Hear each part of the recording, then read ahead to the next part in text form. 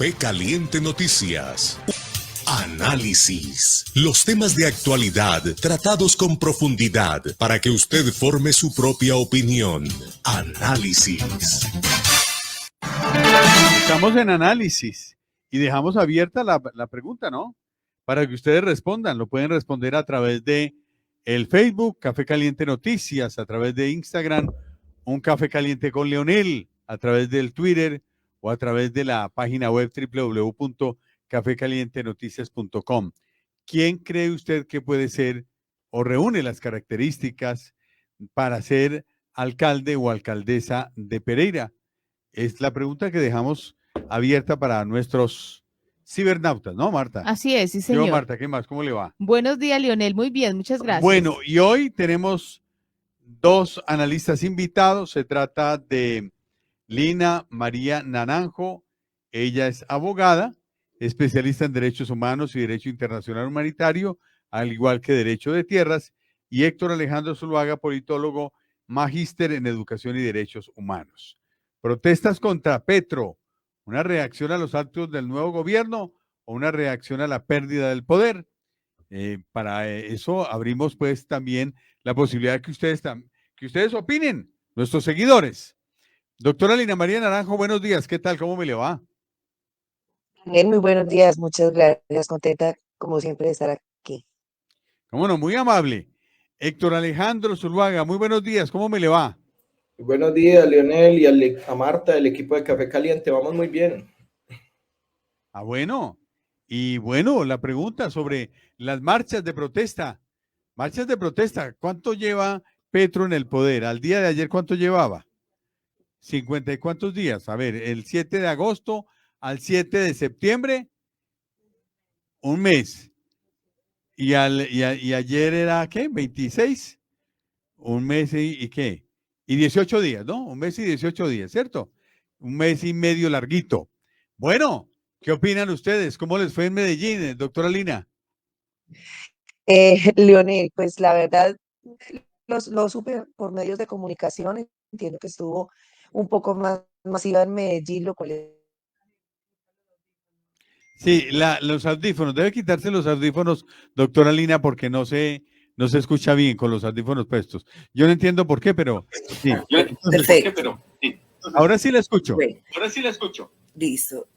Pues digamos que la información que tuve a través de medios de comunicación estuvo un poco más concurrida que en otras partes del país, lo cual es entendible. Es un departamento con una influencia muy alta del uribismo. Además, es un departamento que tiene, digamos, unos intereses por parte de unos sectores del comercio, de la industria, que sienten o creen que se van a ver afectados.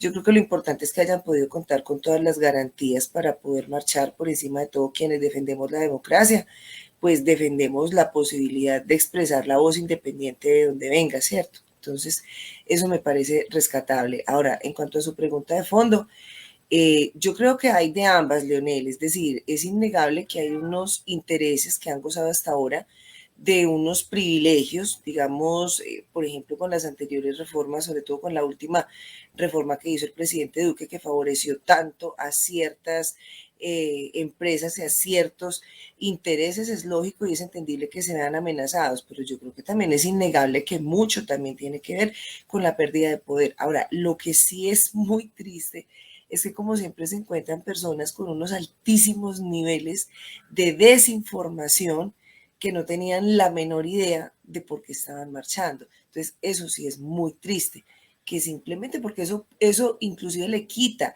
legitimidad a los promotores de la marcha. Es decir, cuando se hace evidente que con ellos están marchando una cantidad de personas que no tienen la menor idea, entonces uno dice, entonces si no tienen la menor idea, ¿por qué fueron manipuladas, fueron pagadas? O sea, ¿cuáles son las posibilidades? Pero sí creo que eso los deslegitima, pero eso sería como la primera impresión. Héctor Alejandro.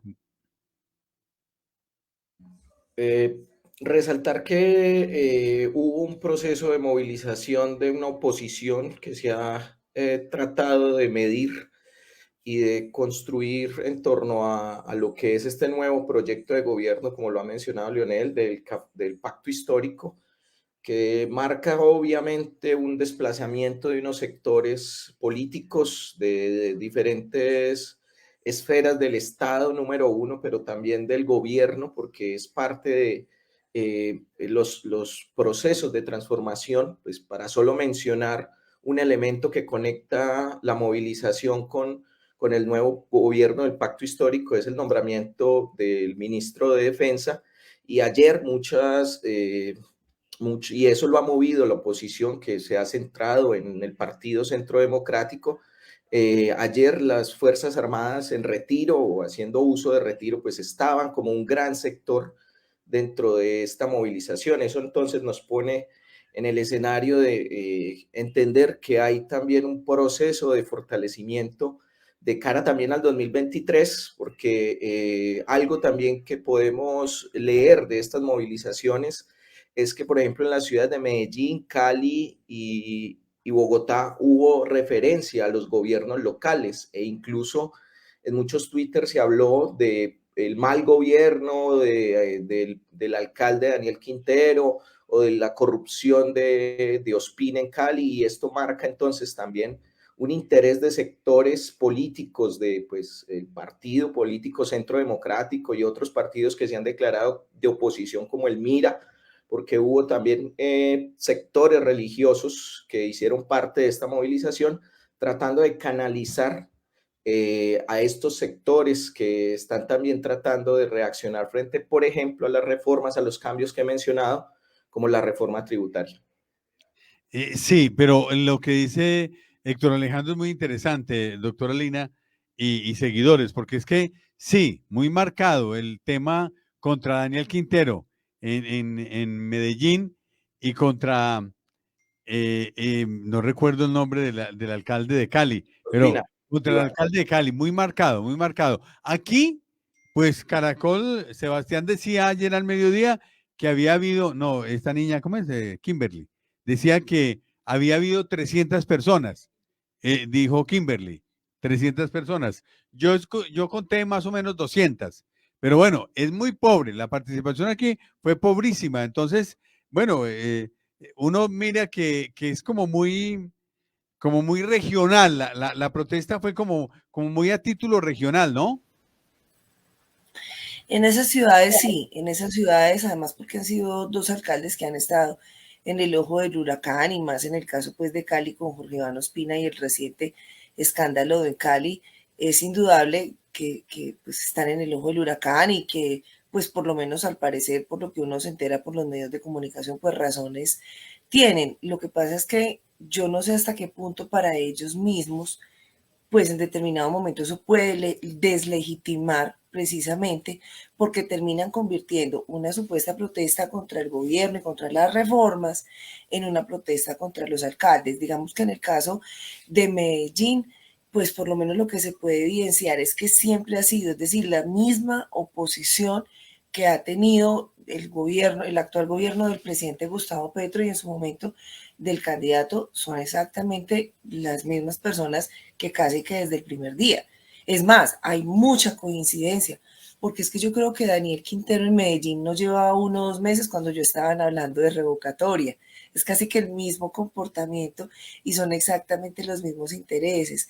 Pero digamos, desde afuera, me parece a mí que eso deslegitima un poco, porque entonces, es decir, para ellos yo creo que finalmente no es conveniente terminar cruzando una protesta pues contra las reformas del gobierno y contra el gobierno mismo. Y yo insisto, yo creo que también hay lo que usted plantea en la pregunta con que arrancamos el programa, y es si también es por el hecho de haber perdido el poder más que por unas razones fundamentadas contra las reformas, pero se termina convirtiendo contra una protesta de vieja data, casi que desde el primer día de la alcaldía del señor Daniel Quintero en Medellín.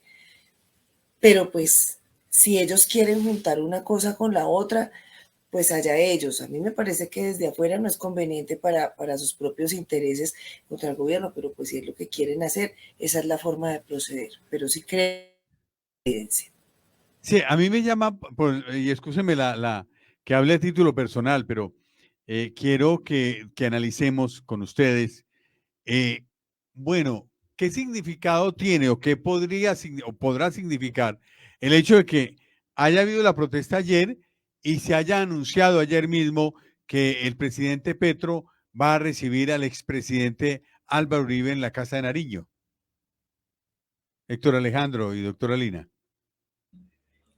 Ahí hay un elemento muy claro incluso frente a todo el proceso latinoamericano de la perspectiva de política exterior que ha manifestado este gobierno y que precisamente se hace en el momento de la apertura después de 7 años de la frontera con la República Bolivariana de Venezuela, y lo que busca también es invisibilizar ese hecho porque fue precisamente uno de los más duros golpes a la economía nacional.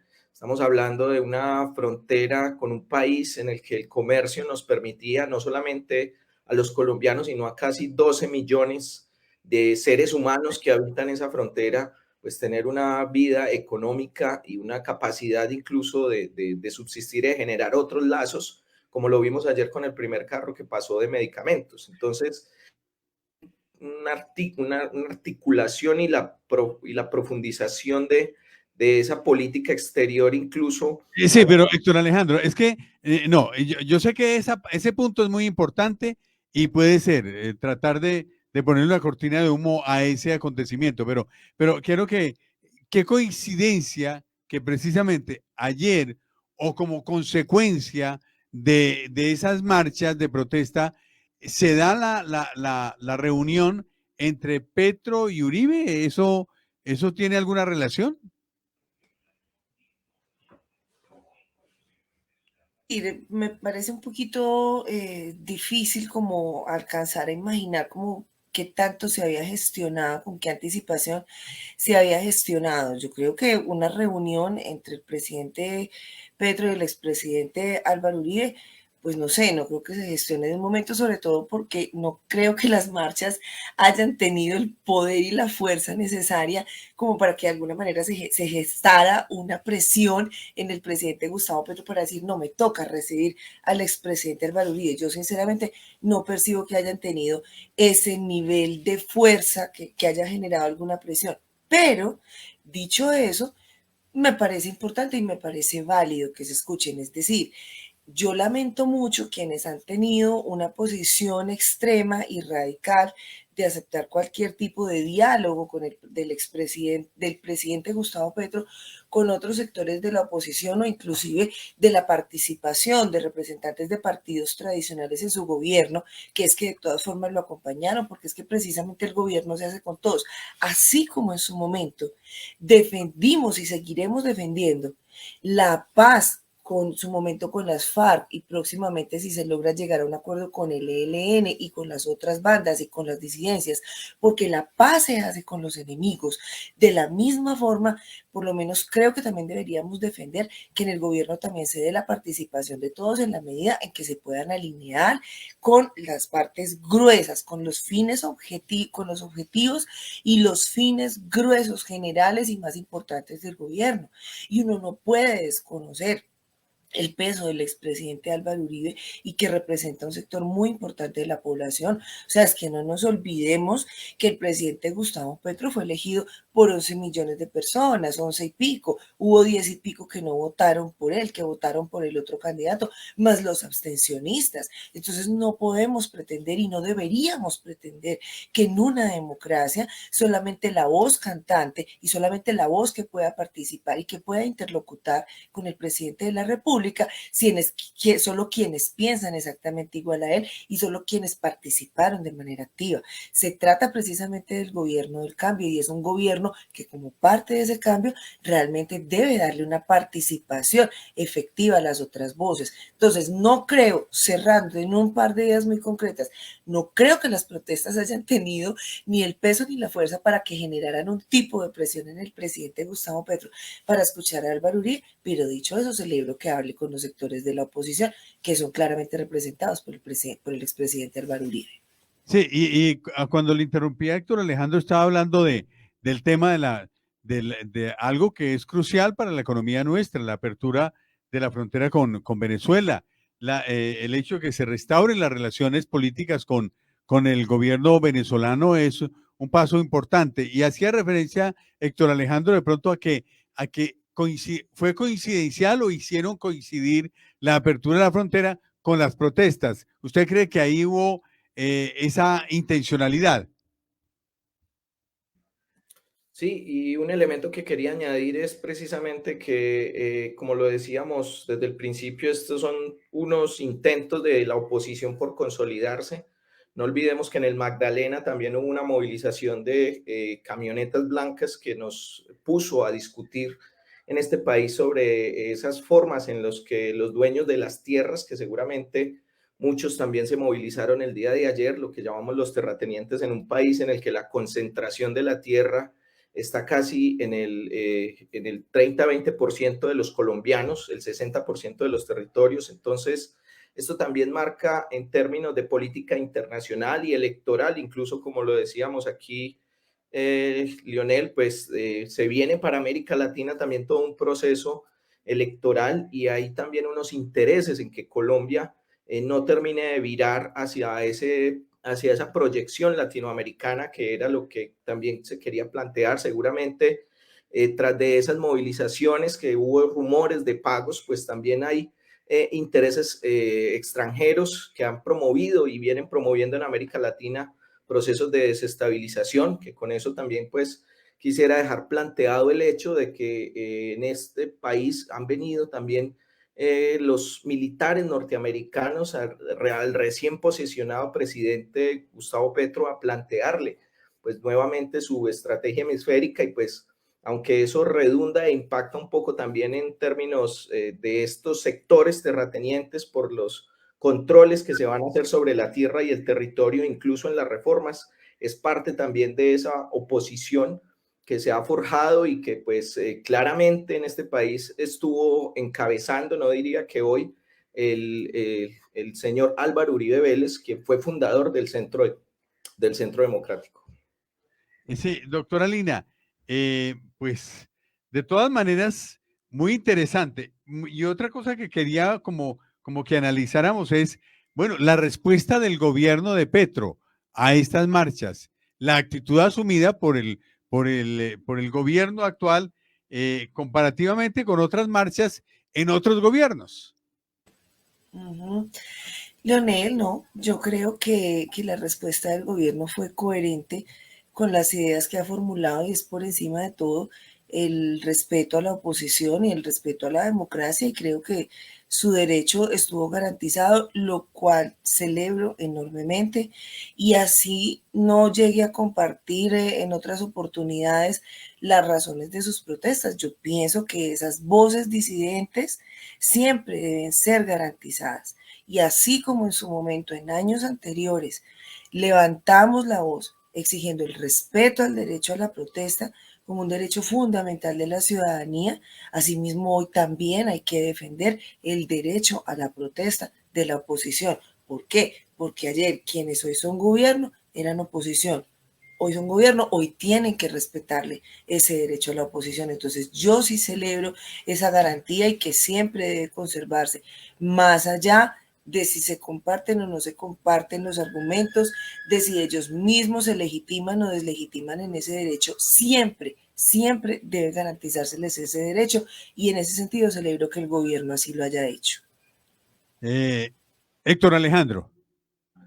Un elemento que quisiera mencionar también en perspectiva de este medio alternativo, este medio de comunicación, Leonel, es que hubo agresiones en todas las ciudades a diferentes medios de comunicación, incluso al canal del Congreso que se pronunció en Twitter y que pues a los manifestantes y a las personas que se movilizaron, pedirles y solicitarles que como seguramente esto va a seguir sucediendo, pues la libertad de prensa debe estar al centro, así como lo plantea aquí Lina, pues si lo estamos planteando, la democracia se hace precisamente con los diferentes, no con los iguales, y la movilización que se respetó por parte del gobierno nacional, de Gustavo Petro, que no se envió el escuadrón móvil antidisturbios, ni se hizo intervención a pesar de esos maltratos que recibió la prensa, de esos, hubo aquí en Medellín un camarógrafo al que le echaron líquidos a sus cámaras y pues le dañaron su herramienta de trabajo. Entonces, debe ser parte también de esa conciencia de que el país también se está construyendo en una democracia con otras personas, con otros sectores sociales y que el debate se hace precisamente con la movilización, pero también con los medios de comunicación alternativos, con las opiniones diferenciadas y la construcción seguramente a través de lo que va a ser la reforma política, la reforma tributaria, un país para todos los colombianos, no solamente para unos sectores que durante más de 60 años se habían visto como beneficiados de algunas políticas de gobierno que se han hecho también políticas estatales, y que entiendan que precisamente pues con el pacto histórico y los acuerdos sobre lo fundamental, lo que se quiere es una transformación incluso para esa pobreza extrema en la que han sido sumidos alrededor de 30 millones de colombianos. Se van a seguir dando las marchas, eso lo anunciaron ayer, lo anticiparon, las marchas van a continuar. Aquí el vocero que fue además entrevistado como por 15 minutos en la cadena de los Moluscos, es un militar retirado, y el militar retirado dijo que iban a seguir porque no quieren que la policía pase a otro ministerio diferente al Ministerio de Defensa. Llama la atención porque en unas cosas y en otras otras, y decían que había unidad de criterios porque lo que estaban pidiendo era lo mismo. Aquí, pues la protesta fue como muy centrada en aquello de la policía, que la policía siga donde está, que no vayan a cambiar ni siquiera de uniforme, doctora Lina. Leonel, mire, de todas formas, a mí me parece valioso que siempre en una democracia, en cualquier democracia, debe haber oposición. Es lo primero que hay que resaltar, o sea, nada más peligroso que la imposición de una sola voz. Eso es gravísimo, o sea, es que de dónde surge el desarrollo, cómo evoluciona la humanidad a partir del debate. O sea, yo creo que en general nosotros debemos comprender que los conflictos no son malos. Los conflictos son positivos, y los conflictos de intereses y de ideas los conflictos de ideas son positivos porque eso genera debate y eso es lo que genera progreso y desarrollo. Entonces, desde ese punto de vista, a mí me parece importante que haya una oposición. Ahora, ¿qué sería deseable? Que la oposición fortalezca sus ideas, sepa comunicarlas, utilice los canales. Hay que protestar, pero entonces que la gente que protesta también esté informada. Ahora, si somos honestos y si somos realistas, pues también lo veíamos en las protestas anteriores, es decir, las protestas, sobre todo el año anterior, se basaron fundamentalmente o iniciaron fundamentalmente contra la reforma tributaria, pero en la calle terminaron circulando una cantidad de ideas, claro, porque como entre otras cosas, un proceso que había venido desde el 2019, disculpe, y que se vio limitado por la cuarentena a la cual nos obligó la pandemia, pues la gente quedó como con una sensación de que cuando pudieron salir a protestar, esto fue una explosión de ideas. Digamos que en ese sentido el caso es distinto con la actual oposición, porque hasta ahora nadie los ha limitado, apenas está empezando. Entonces, cruzarle tantas ideas que supuestamente son contra las reformas, y básicamente nos hablaban de la reforma tributaria y algunos empezaban a hablar de la pensional, si bien no conozcamos muy bien un texto todavía, pues yo no sé cruzarle tantas ideas, pero a mí sí me parece valioso. O sea, yo sí respeto que haya una oposición, espero que sepan transmitir adecuadamente sus ideas para que eso enriquezca el debate y que siempre, siempre el gobierno les garantice el derecho a ejercerla en los medios legítimos. Sí, y es importante que la gente se informe.